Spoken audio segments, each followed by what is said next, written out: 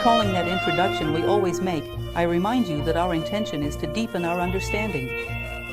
This work, The Prophet by Gibran, as those who have been following us have already noticed, is an adventure. Each sentence, each word, each expression carries a wealth of meaning. It is a book in which he greatly appreciated philosophy, so he often draws upon philosophical support.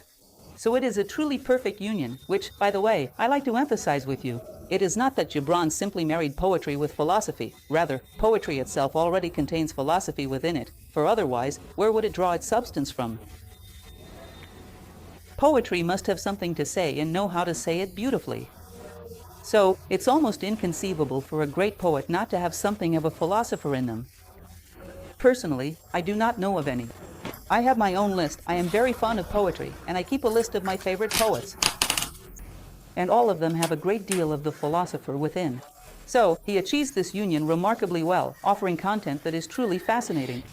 We always speak, even if only briefly, about his life.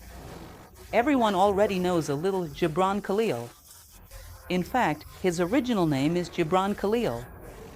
He was a Lebanese man, born in 1883 in a small town called Shar, in Lebanon, which is also where he was taken after his death, at his own request.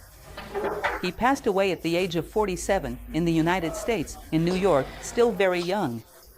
But as I always like to emphasize with you, if you consider a man like Gibran, with all the work he left behind, can we really say that he lived only a short life? I find this perspective interesting because it helps us realize that time is more about intensity than about length. Sometimes people live to a very old age, and yet we cannot necessarily say that they truly lived for a long time.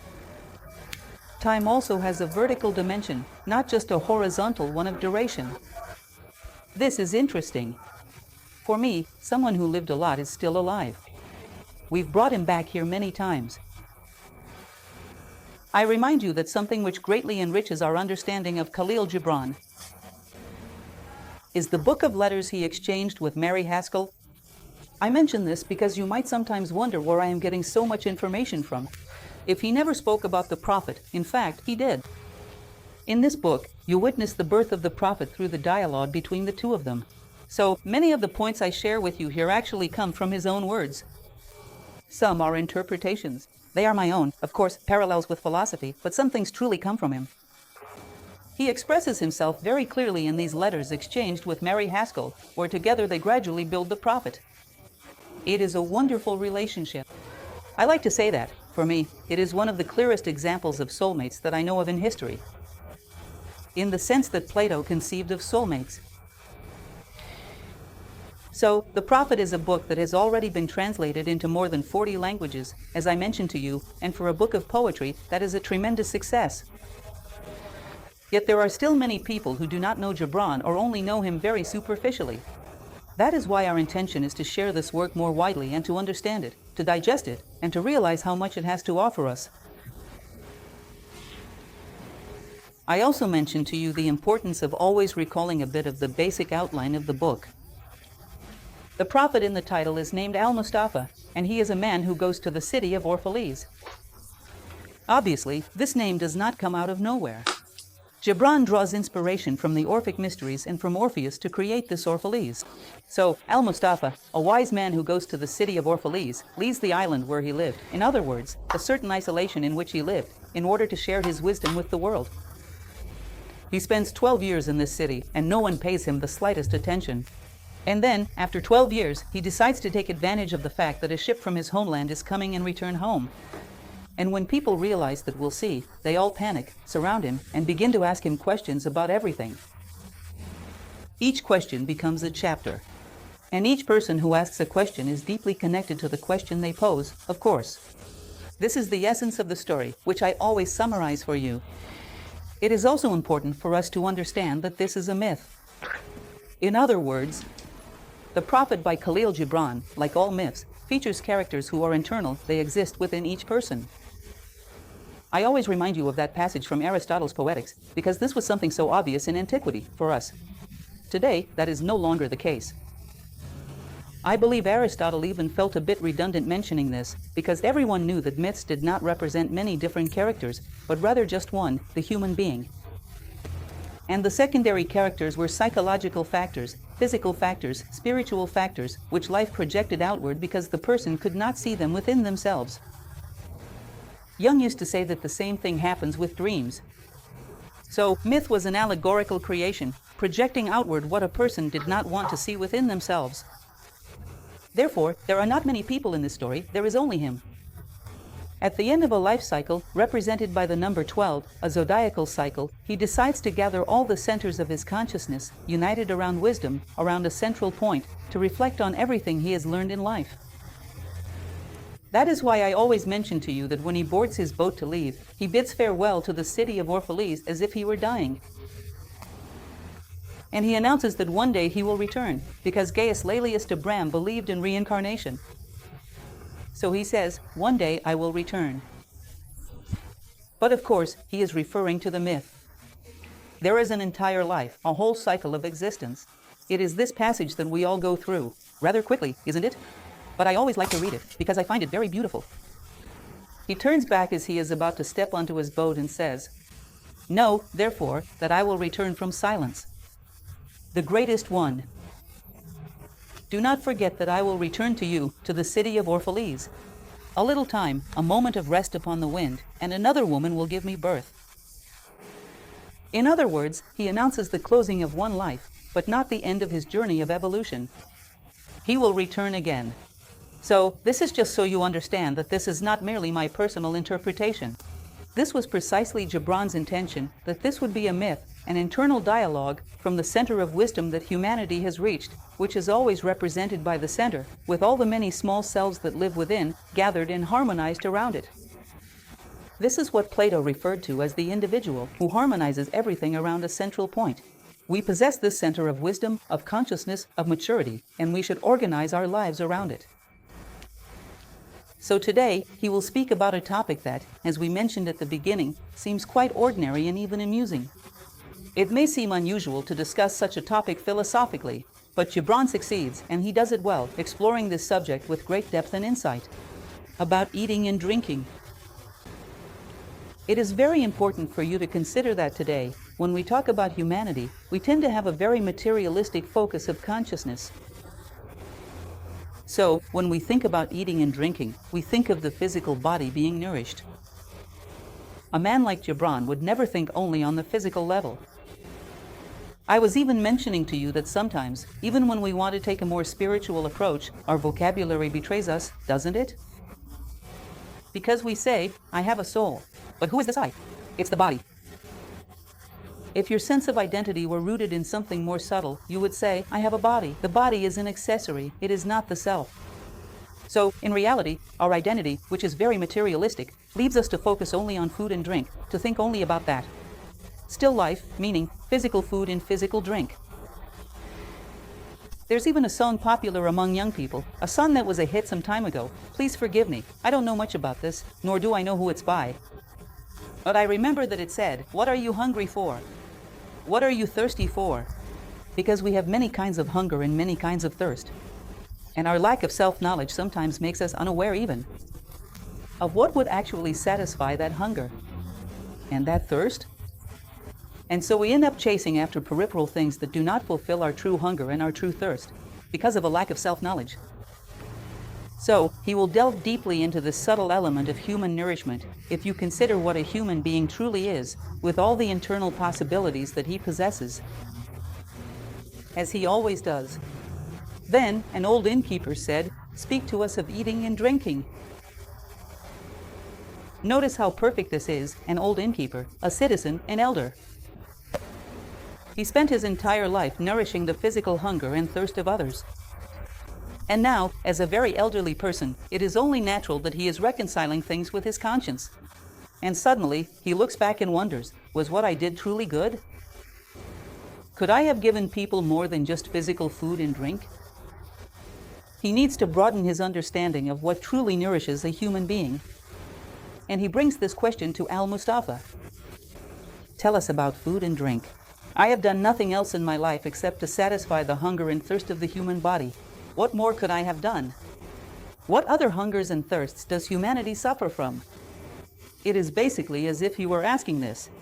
And it is precisely because, at this moment, as consciousness approaches the end of life, by contrast, it seeks to evaluate what was truly meaningful in life. Want to know what he really did? What truly mattered? And he is about to begin his response. And he answered, "If only you could live on the fragrance of the earth and, like a plant, nourish yourselves with light." In other words, if only you needed only the most subtle forms of nourishment. But notice that Gibran, as my grandmother used to say very wisely, never does anything without a purpose. I never really understood what that expression meant, but I find it interesting. He never does anything without a purpose. In other words, to live on the fragrance of the earth. Fragrance is perceived through the sense of smell. It is air. And to live like a plant, to nourish yourselves with light. Light is vision. In other words, what he is really saying is that the light you perceive through vision, which is fire, and the fragrance you perceive through the air, which is the sense of smell, he is clearly relating these to two other gateways through which human beings receive nourishment. And he speaks about this very clearly. I don't know if you've ever heard about it, but there was a tradition in history, which, by the way, Jung was very fond of and spoke about often, referring to the alchemists of the Middle Ages. They had the habit of associating our physical body with the element earth.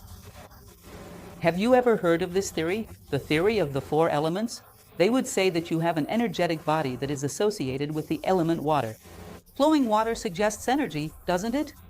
It gives the impression of energy. You have an emotional element that is associated with air. Have you ever stopped to observe how our emotions and feelings are? When they are gentle and sweet, it's like a breeze touching your face. And then there is fury, anger. It's a whirlwind around an obsessive idea. Doesn't it throw everything up in the air? It's a typhoon, it's a tornado. So, air is associated with the emotional realm. And fire, which is closely related to light because it is through fire that light emerges, is associated with the mental plane. So, it's as if he were saying, you could also nourish yourselves with pleasant aromas, that is, you could nourish yourselves with elevated feelings. Or with light, in other words, with luminous thoughts. This is so interesting that it is said that human sensitivity on this plane of aromas. Did you know that this already existed in the past? A science called aromatherapy. It says that sometimes we are so sensitive on this level that when an environment has a very heavy atmosphere, we might mistake it for a bad odor. Have you ever experienced that? A bad odor that only you can smell? Or, on the contrary, a pleasant scent that only you can perceive? When there are very heavy emotions in the environment, sometimes you mistake them for an unpleasant smell. Because of the connection that this emotional plane has with scent, with the sense of smell. So, it's as if it's saying, it's not just your physical body that needs nourishment. You could also nourish yourselves with elevated feelings on the emotional plane, and with luminous ideas on the mental plane. Because we nourish ourselves on these planes, whether we are aware of it or not. But since we do not choose our nourishment carefully, we end up feeding on terrible odors and, at times, on very dark things in the mental plane. And since there is a parallel, of course all the philosophical traditions of humanity say, you cannot claim that the physical body is identical to the emotional or mental body, but they are similar, for all of them are matter, some more subtle, some denser, but still matter. So, imagine if you never selected any of your food, and simply ate whatever you came across. What would your physical body be like? But don't we do exactly that with our emotions? Don't we go around absorbing any emotion that is thrown at us? Whether it's from the media, or from our daily interactions, or any thought that is suggested to us. Don't we just take it in as our own? Do you think there is no such thing as mental indigestion? Or emotional indigestion? It exists. And aren't there limitations that are created on this level, just as your stomach would be limited if you went around eating anything, no matter how unhealthy? Whether it's aggressive or contaminated. So, it's a very clear relationship. These levels also need nourishment. Therefore, you could also, or perhaps even give priority to this, instead of always starting from the bottom up, as is usually done. In other words, to begin by focusing on a more subtle form of nourishment, which also brings very concrete results for human health. In fact, today, this is even supported by science, because medicine now speaks extensively about psychosomatic illnesses. A person who absorbs very negative emotions will, sooner or later, manifest this as a physical illness. Obsessive thoughts, too, will eventually materialize as a physical illness. Chinese medicine, for example, often says that we have never had as many heart problems as we do today. And that heart problems, the heart is an organ that is impacted by what, do you know? By hatred, by revolt. What do you think selfishness will generate? What kind of impact does it have on the physical body? Take a moment to reflect on this. What is selfishness? Isn't it when a human being begins to behave in a completely abnormal way, disregarding humanity? Now, imagine this happening within the physical body. Imagine a cell acting this way. What does that give rise to? It certainly does. So, these connections are often referenced throughout philosophy, both in the West, even if we are not always aware of it, and in Eastern medicine, which has become more well-known among us today. And then he continues. But since you must kill to eat and steal a newborn's mother's milk to quench your thirst, let this be an act of reverence. Because, inevitably, life must feed on life. There is no other way. I respect those who choose not to eat meat. I have no issue with that. But in order to live, something will still have to be killed, because plants are alive as well. Today, for example, there is a sect in India whose members walk around, you may have seen this, with a small veil in front of their noses, so that when they breathe, they do not inhale microorganisms suspended in the air and thus do not kill them. Well, it's a bit strange, isn't it? Because at every moment, you are killing your own cells. At every moment, life feeds on life. Now, it is a natural process for me to nourish myself with life, but the life that was sacrificed for me, which is what he is going to talk about, should not die in vain. My life should contribute more to the earth, to humanity, than that other life would have, because otherwise, it would have been better for it to remain, and for me to go instead. Do you understand? So he will say, do it with respect, with dignity. When you use life to generate life, because this is necessary, there is no way to escape it. Do it with dignity and with respect. Do not treat things as if they were mere objects, or beings as if they were nothing, as if they existed solely and exclusively to feed you. Respect, dignity, and the understanding that if someone sacrificed themselves for me, then my life, it must be worthwhile for it to be meaningful. And it is along these lines that he will continue. And may your table be an altar, where the pure and innocent of the forest and the plain are sacrificed, that which is still the purest and most innocent within humanity. So, you take an animal or a plant that was an absolutely pure and innocent being in harmony with nature. I sacrifice this life in the name of my own life. And is my life in harmony with nature? Does it add up? Does it make a difference? Does it respect the protocols of nature, the canons of life? Because if I do not sacrifice innocence in the name of innocence, purity in the name of purity, it would be better for the animal to live than for me to live. Myself. Do you understand? The sacrifice of life is a continuum that cannot be stopped. If you go into a forest, you will see this happening all the time. It is the food chain, which was not created by us, but by nature itself. But in our case, as conscious beings, we must ensure that this sacrifice of nature is meaningful. We should allow all this life to be enhanced within us and return as benefits to nature, not as further harm. In other words, notice a basic element of common sense that every human being possesses. We believe that all things should serve a purpose. Isn't that so? And that is correct. Imagine if you had an object in your home that serves absolutely no purpose. Years go by and it has no use, neither aesthetic, nor practical, nor anything at all. By common sense, we would throw it away. Now, human beings think that they do not have to serve, that they were born to be served, and that nature will not. Also deposit them in a great cosmic landfill where useless things are placed.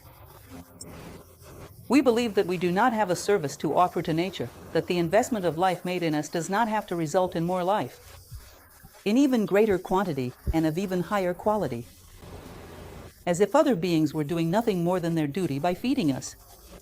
As if we did not owe a debt for all this life that has been invested in us, to bring us to the point of generating even more life, and of better quality. Because that is how nature moves forward. Things sacrifice themselves for higher purposes, otherwise it is not valid, it is unnatural. When you kill, says an animal, say to it with all your heart, even if it is only in feeling, in thought, there is no need to make a whole. A big spectacle out of it, but say from the depths of your heart, by the same power that sacrifices you, I too will one day be sacrificed, and I too will serve as nourishment for others. I commit. I won't live in vain to justify your sacrifice. I'll make a difference, just as you are doing for me. You are giving me life, and I too will give life. One day, I too will be sacrificed, but my life will contribute to generating more life for others who will come. It will not be lost. It's that old story I always tell you. When we reach that final moment of life, we look back and are certain that we made a difference. We added value, our life made us grow and helped those around us to grow as well. In other words, we left examples and brought about the transformation of human beings. That is, my life generated life. I'll be sacrificed one day, just as you are being sacrificed as well. But you can be certain that your energy was not in vain, because it will become part of mine and will transform into something greater that will continue to generate life. So, as if it were a spirit of offering, of gratitude. It's not just you who is being sacrificed, this is the way all life is. Life qualifies itself and offers itself. This is the cycle of life, and I'll not escape it. It will be the same with me. A person who possesses the Spirit, who truly embodies the Spirit, should be able to face death with great serenity. Well, now it is my time to be sacrificed, and I have made my offering. My life was not in vain. For the law that delivered you into my hands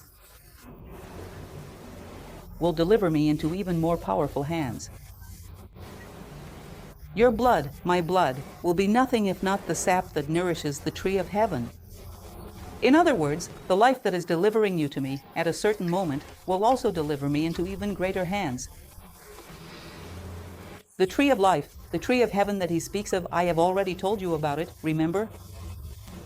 This tree is symbolic, and many traditions speak of it. Its roots are in the heavens, and it branches out into the world. And if you stop to think, where does the sap that nourishes life come from? It does not come from the earth, it comes from the heavens. It is from the heavens that the essence of all things that take form in the world originates. So much so that, when beings die, their bodies lose their form. When you remove the spiritual element, this sap, these roots, the bodies lose it. Their form, isn't that so? When the connection with the spiritual is severed, things begin to decompose. Because, in truth, life comes from above, not from below. So, there exists this celestial earth, so to speak, this earth that we'll nourish with our own blood, so that it may bear more fruit in the world. My blood and your blood will serve to irrigate this celestial earth. And from it, I'll bring more fruits to the world, more virtues, more values, more wisdom. Our lives will become a source of life. Do you understand how beautiful this idea is? So, this tree of the heavens, each of us will strive to use our lives to nourish it, so that the fruits of the world become ever more abundant, because it is from there that the fruits of the world come, and may they become ever more complete.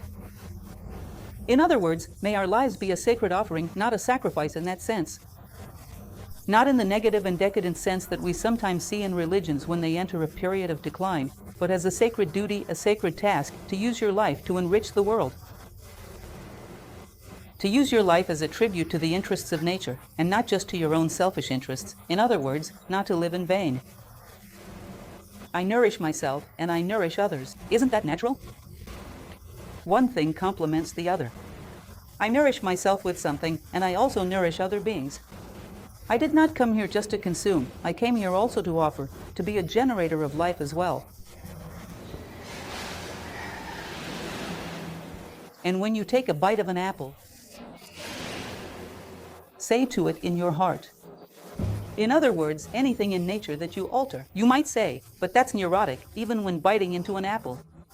You have to realize that, in ancient civilizations, they had such care, refinement, and profound respect. Of course, not always, because they went through different cycles. But there were times, for example, when the paterfamilias in Rome, before building a house, would hold a ceremony to ask permission from nature before altering it. Because they understood that what was there already had an owner. Nature is not random. It is not up to anyone to arrive. First, nature was here first. Don't you think that if we could imagine nature as a conscious being, it would find it quite amusing when we, beings who live 70 or 80 years, fence off a little piece of land and say, "This is mine"? Nature must find that incredibly funny. I'm here since the beginning of time, and I will be here until the end, while you are just passing through for a day. Do you think you own me? Soon enough, I'll swallow you up, and you will be beneath me. In other words, a spirit of, which is closely related to that Platonic principle I have often spoken to you about, the threshold of human love. When you stop looking at things and asking what use they are to you, when you begin to look at things and imagine how I can, Cecilia Meirelles. So there is a protocol of life, a law of nature, a sacred canon. As the cults of Apollo in Greece used to say, and I serve this, and the sacred canon is life. It generates life of ever greater quality. And my sacrifice. It is New Acropolis, USA, my life, because I too can obey this law of nature. So even the apple, when you bite into an apple, he says, in your heart. Your seeds will live in my body, and the sprouts of your tomorrows will blossom in my heart, and your fragrance will become my breath.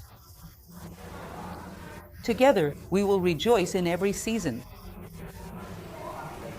In other words, I swallow your seeds, I deprive you of bearing fruit, but rest assured that my fruits will also be yours. Within my fruits, your seeds will be embedded. Within my life, yours will be present. You have added to my life, and now it is my turn to add to the lives of others, whom I may not know, who may still be yet to come. Just as you bore these fruits for someone you never even knew. And you did so generously, so that this being could have life. So, within my fruits, yours will be embedded as well. Do not worry, when I bear fruit, you will be there inside too. And whatever I achieve will also be yours. All the sacrifice that brought me to this point is not mine alone. It belongs to all those who sacrificed to give me life.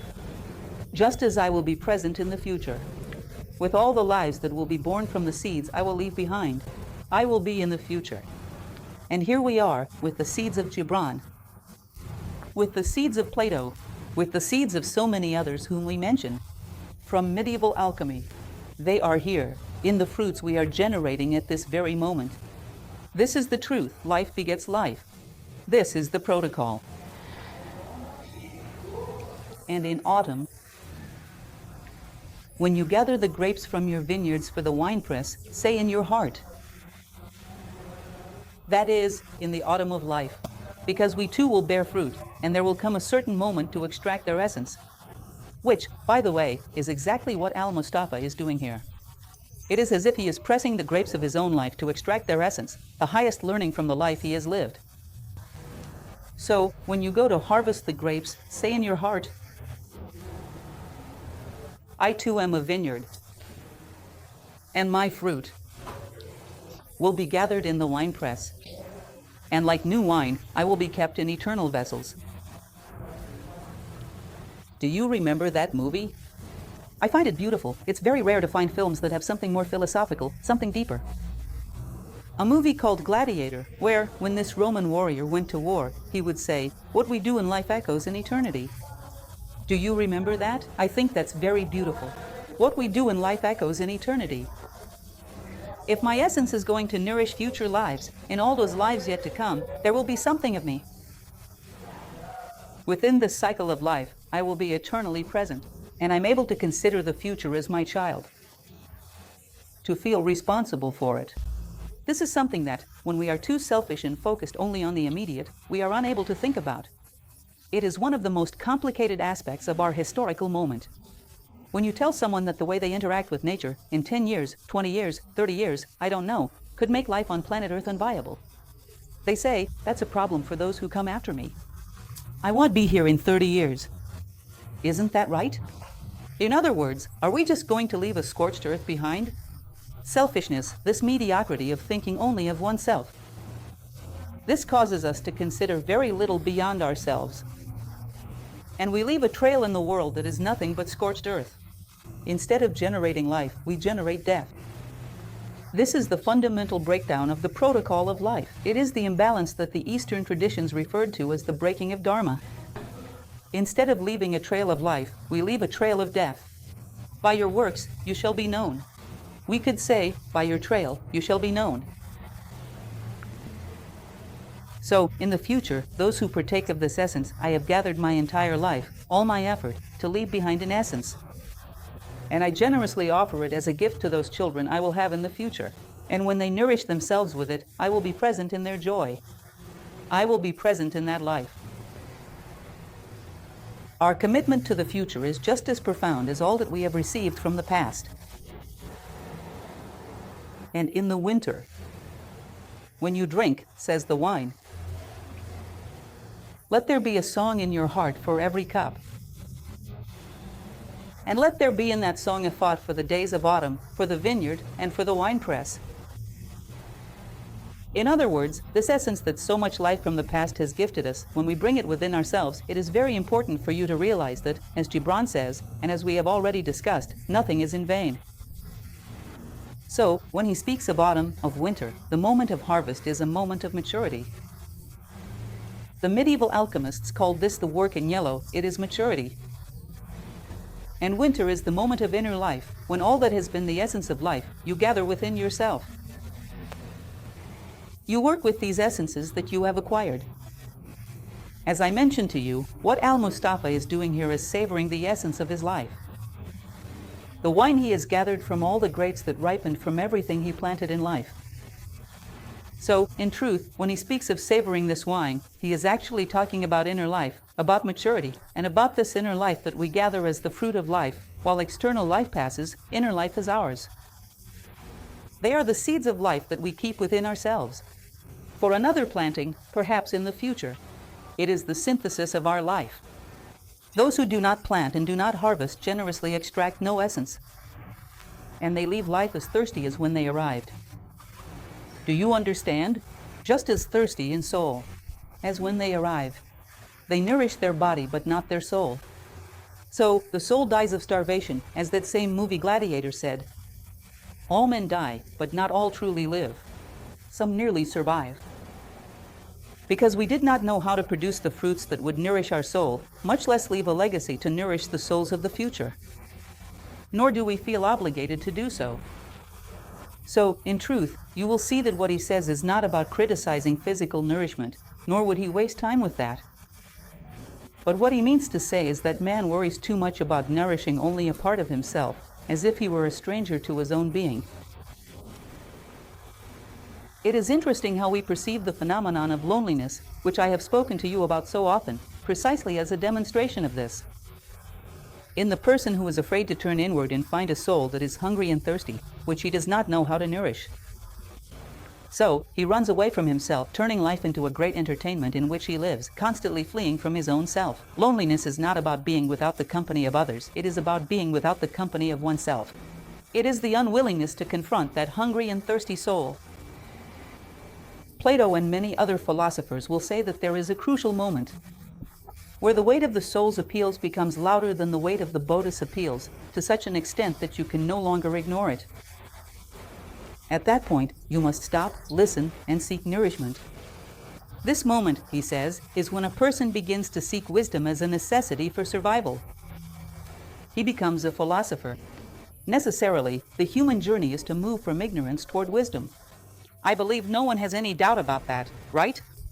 To walk this path and help others walk it as well, through one's own example, because true teaching happens through example. And when a person walks this path and leaves this trail, they begin to live a truly human life, start to make a difference, and begin to respond to the appeals of their soul. And he says that the birth of this search, because to love wisdom is philosophos, philosophy. The birth of this search is the birth of human consciousness. That is when we begin to integrate ourselves into the protocols of life. Just as life expects vineyards to yield grapes, apple trees to bear apples, it expects human beings to offer wisdom. Life needs that we'll see this. And this is the fruit it expects from us. That we nourish ourselves with the wisdom left by those who came before us, and that we also know how to leave our own fruits for the future. Let us not forget who we are. And let us not allow that which is most precious within us to die of starvation. As Young himself said, the man who speaks so much about economy is, in truth, a great squanderer. He squanders what is most precious, the soul. He squanders what? He squanders what is most precious, the soul. He talks so much about economy, yet he squanders what is most valuable to him. Basically, that is what he is saying. This is our last slide, as I mentioned to you. These are very short chapters. Therefore, these are brief lectures, but the idea is for us to digest each part thoroughly. And now I open the floor for questions, if you have any doubts or anything you would like to comment on. Today's chapter is truly brief, which is why we finished more quickly. In general, Gibran never writes more than 2 pages per chapter. So, just imagine what it means to speak about love in only 2 pages. The power of synthesis required for that is remarkable.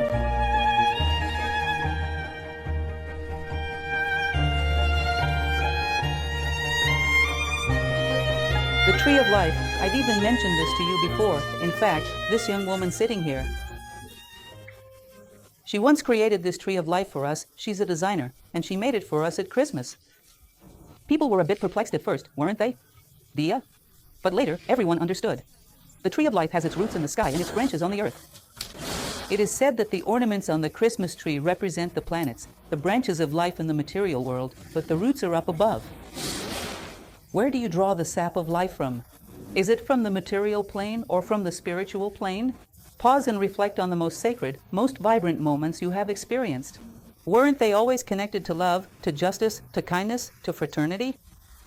Where did that vital sap come from? From the moments when you felt most alive? Did it come from the earth or from the sky? Now you know, the sap of human life comes from the sky.